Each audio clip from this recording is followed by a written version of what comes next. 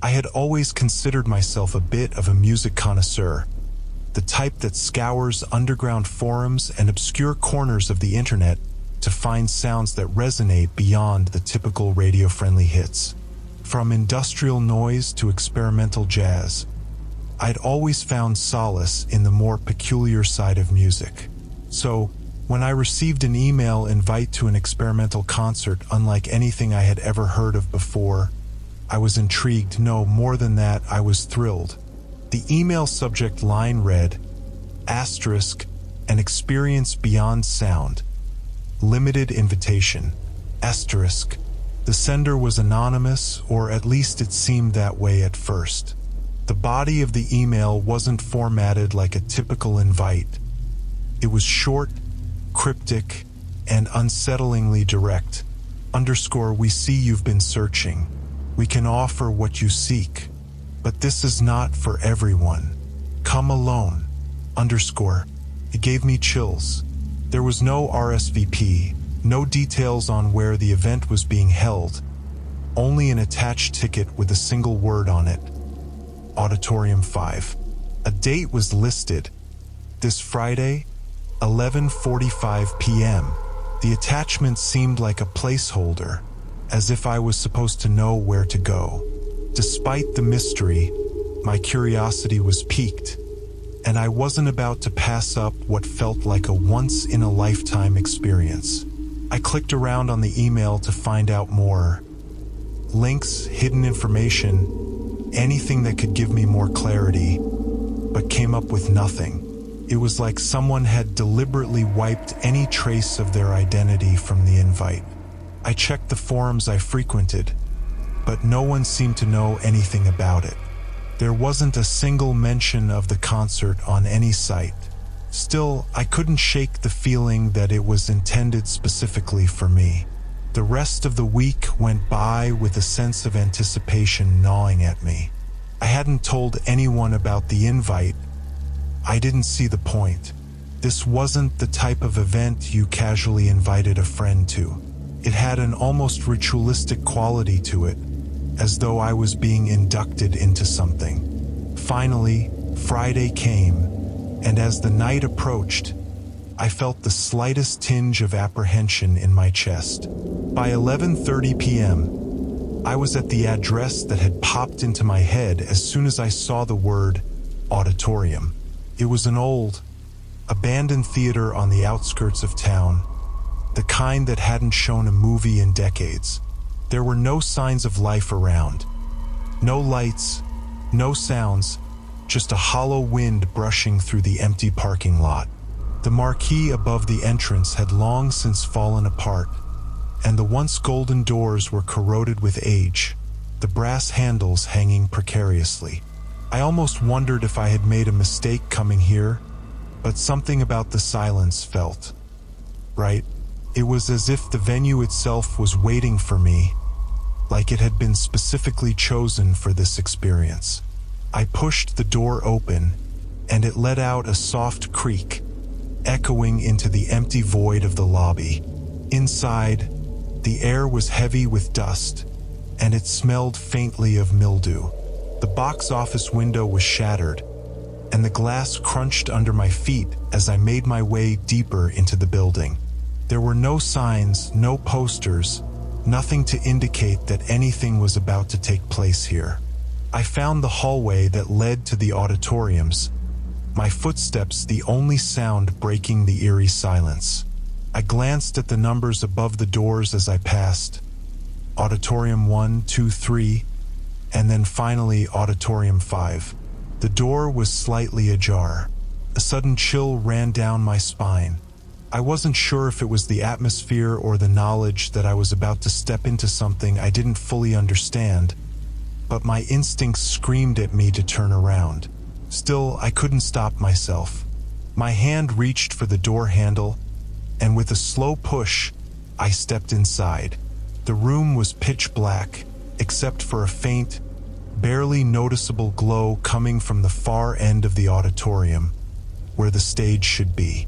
The glow pulsed, rhythmic and almost organic, like the dim beating of a heart.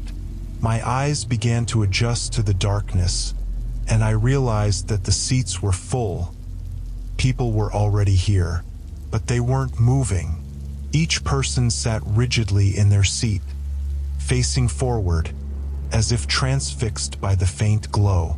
I tried to get a better look at their faces, but their features were obscured by shadows. There was no whispering, no murmuring, no ambient noise at all. Just silence, heavy and pressing, like a thick blanket draped over the room. I found an empty seat near the back and cautiously sat down. My heart was pounding in my chest, louder than the near-silent environment around me. There was something palpably wrong, but I couldn't quite put my finger on it. Minutes passed, or maybe it was hours. Time seemed distorted in that room, as if the usual rules of reality had been suspended the moment I walked through the door. The glow at the stage grew brighter, and then, without warning, a sound reverberated through the auditorium. It wasn't music, not at first. It was a low, guttural hum, almost like the drone of an electrical current. It vibrated through the walls, through the floor, and through me. My teeth rattled with the intensity of it. The sound grew louder, then changed in pitch, becoming a series of sharp, dissonant notes that felt as though they were trying to crawl under my skin. It was painful, but not in a physical sense. It was more of an internal discomfort, like something deep inside me was being wrenched loose. I glanced at the other audience members. Their heads were slightly tilted, their eyes fixated on the source of the sound, and their expressions blank, devoid of anything human. I wanted to leave. I needed to leave, but my body wouldn't move. The sound shifted again, this time into something resembling music, though it was like nothing I'd ever heard. It was chaotic and strange, composed of frequencies that seemed to warp the air around me. Each note felt like it had a physical presence, pulling and pushing me in ways that defied explanation. The glow on the stage was brighter now, and I could make out the silhouette of a figure standing in the center. It was tall, unnaturally so, and though it had a vaguely human shape, there was something off about it. Its limbs were elongated, and its movements were jerky, unnatural, like a puppet on strings. The music swelled, and the figure began to move, its limbs twisting in sync with the dissonant chords. It wasn't a dance. It was more like a grotesque, ritualistic contortion, as though the figure was being forced to move by the sound itself. I wanted to scream, but my throat felt paralyzed. Every fiber of my being was consumed by the cacophony of sounds reverberating through the room, each note like a serrated blade scraping against my nerves. The figure on stage continued its grotesque, unnatural contortions, swaying to the dissonant, unsettling melody that pulsed through the room like a malevolent heartbeat. As I sat there, frozen, a strange sensation washed over me.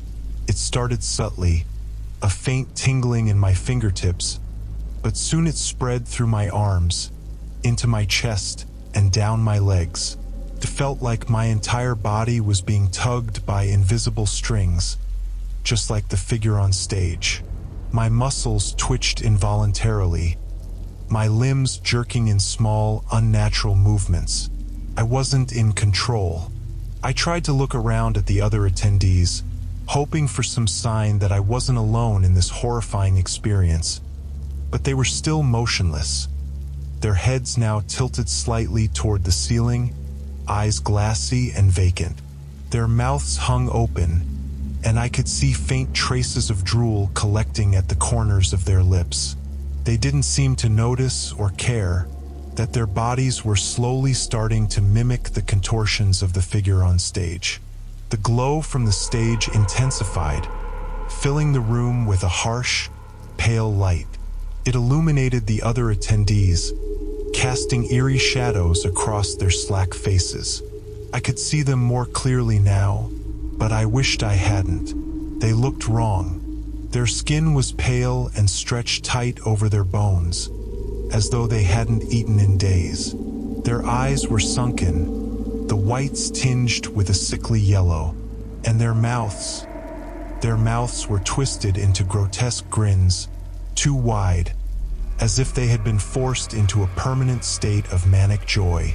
I felt bile rise in my throat, but I swallowed it back, desperately trying to regain control of my own body. My limbs continued to twitch and jerk, moving in time with the dissonant, haunting melody that now seemed to have embedded itself deep within me. I couldn't fight it. No matter how hard I tried, my body wouldn't listen. The figure on stage let out a low, guttural moan that echoed through the room, and as it did, the music changed. It became faster, more aggressive, the notes blending together into an overwhelming wall of sound. It felt like the room was vibrating, like the very air around us was distorting. The figure's movements became more erratic, more violent, its limbs bending in ways that no human body should be able to bend. And then, one by one, the other attendees began to rise from their seats. They stood slowly, their movements stiff and jerky, as if they, too, were being controlled by some unseen force.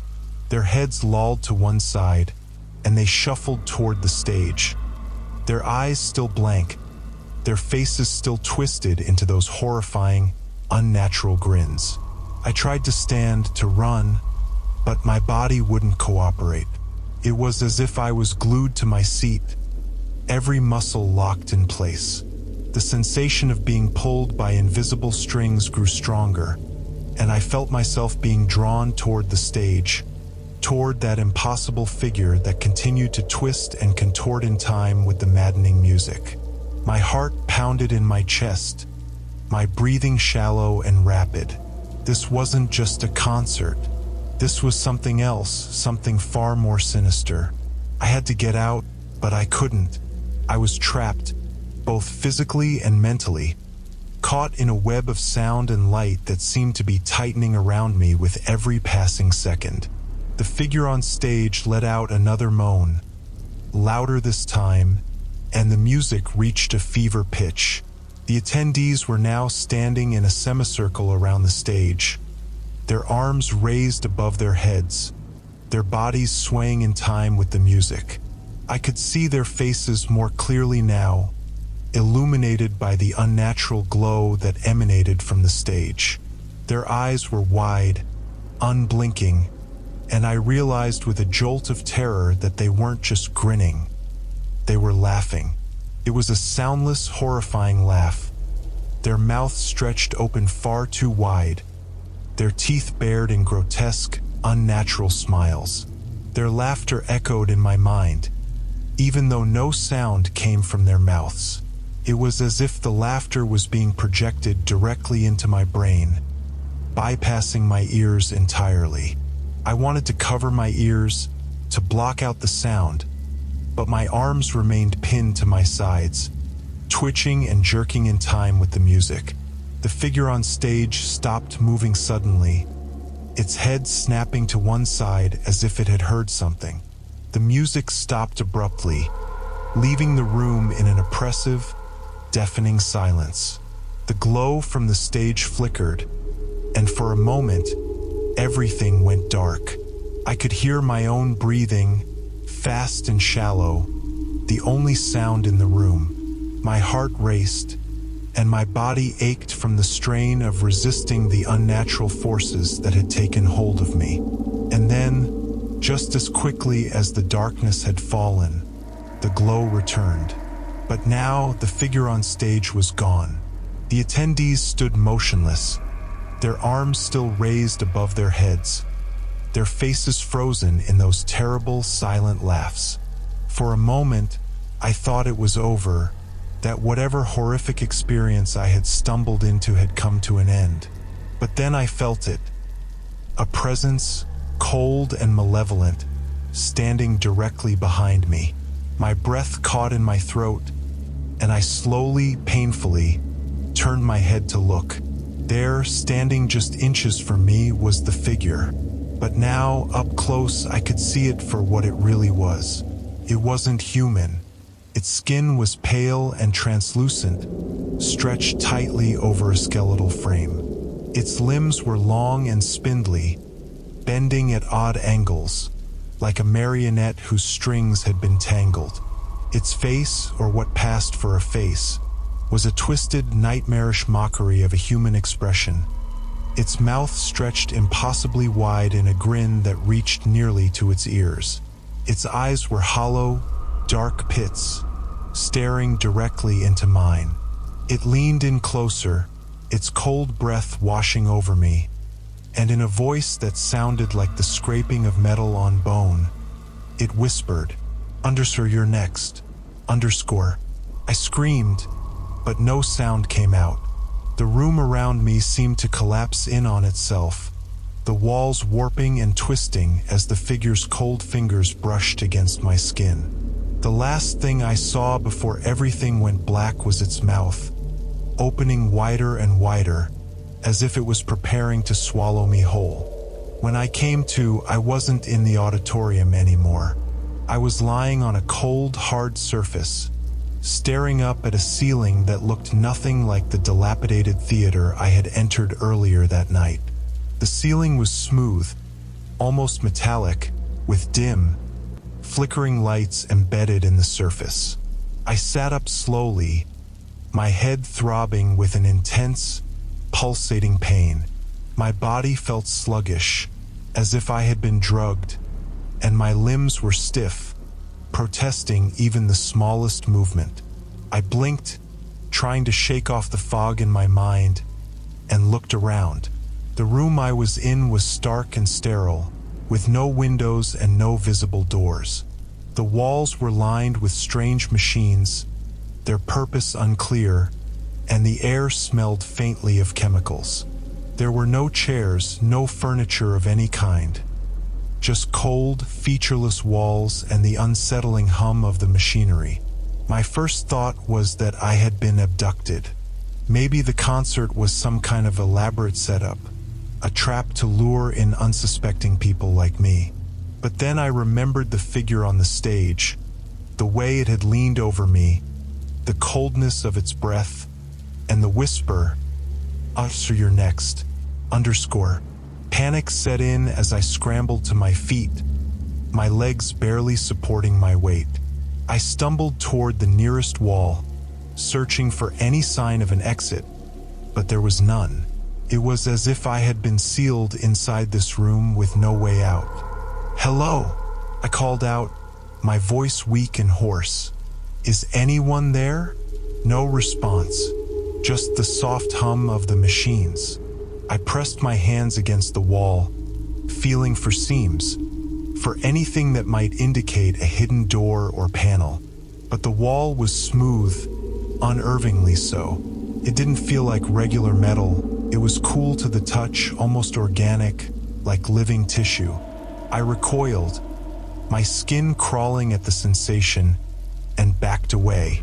As I stepped back, the room seemed to shift slightly, almost imperceptibly, like it was alive. The hum of the machinery grew louder, and I felt the ground beneath me tremble. It was as if the room itself was reacting to my presence, responding to my movements. I tried to steady my breathing, forcing myself to think rationally. There had to be an explanation for all of this. Maybe I was hallucinating. Maybe the music had been some sort of sonic experiment, and I was still back in the auditorium, passed out in my seat. That would make sense, wouldn't it? But no matter how much I tried to convince myself, the cold, sterile reality of this room wouldn't let me believe it. Suddenly, one of the machines on the wall emitted a sharp, high-pitched beep, and a small screen flickered to life. I approached it cautiously, unsure of what to expect. The screen was old and grainy, the image distorted, but I could make out words appearing in blocky, pixelated text. Subject awake. Initial observation beginning. I stared at the screen, my heart pounding. Asterisk subject? Observation. Asterisk what the hell was going on? Before I could process what I was reading, the screen flashed again, and a video feed appeared. My stomach dropped. It was footage of the auditorium, the very same one I had been sitting in just hours ago. The camera was positioned high in the corner of the room, capturing the entire scene. There I was, in the back row, sitting motionless in my seat, my eyes fixed on the stage. The eerie glow still flickered at the front of the auditorium, but the figure was nowhere to be seen. The other attendees were still there, their arms raised, their faces frozen in those grotesque, soundless grins. But now something was different. They were all looking at me. I stumbled back from the screen, my pulse racing. I wasn't in the footage anymore, I was watching it. But how? Had I been removed from the concert while the others were left behind? And if so, why? The questions swirled in my head, and I felt a rising sense of dread that threatened to overwhelm me.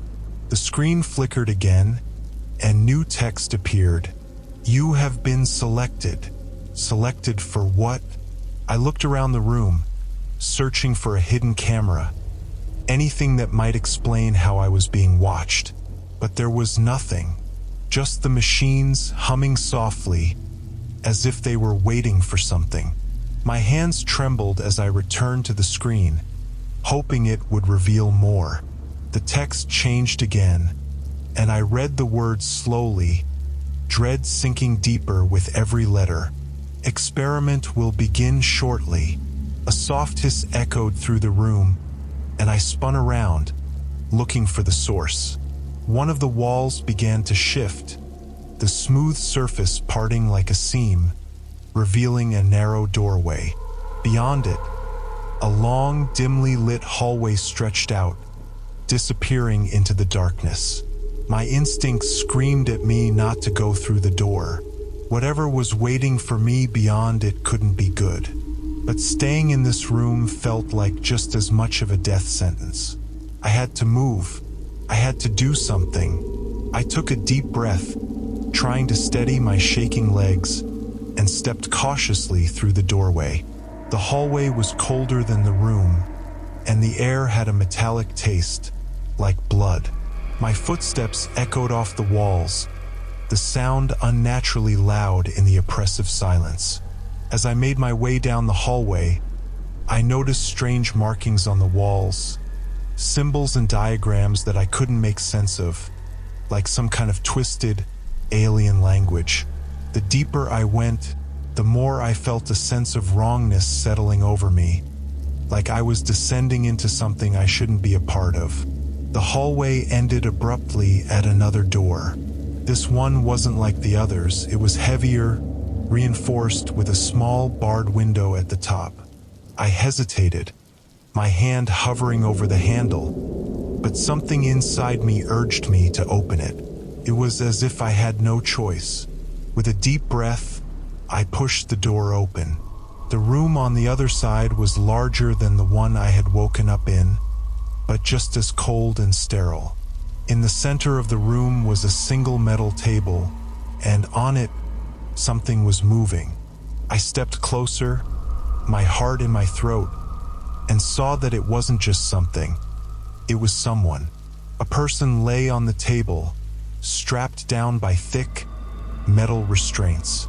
Their body twitched and convulsed, their limbs jerking in unnatural spasms, just like the figure on the stage had. My stomach churned as I realized who it was. It was me, or at least it looked like me. The person on the table had my face, my clothes, everything. But their eyes were wide and wild, and their mouth was twisted into a pained grimace. They struggled against the restraints, their body contorting in ways that no human body should be able to. And then, slowly, their head turned to look at me. I stumbled back, my mind reeling. This couldn't be real. It was impossible. I was standing here watching it happen. How could I be on that table? The person. Asterisk the thing asterisk. That looked like me opened their mouth, and in a voice that wasn't mine, they spoke. Underscore help me. Underscore. The room around me began to blur, the walls warping and twisting as if reality itself was breaking apart. The humming of the machines grew louder, more distorted, and I felt the floor beneath me shift as though I was standing on unstable ground. Then, just before everything went black, I heard it again, that voice. The voice from the figure on stage, cold and metallic, echoing in my mind. Underscore, you're next. Underscore. And then, there was nothing.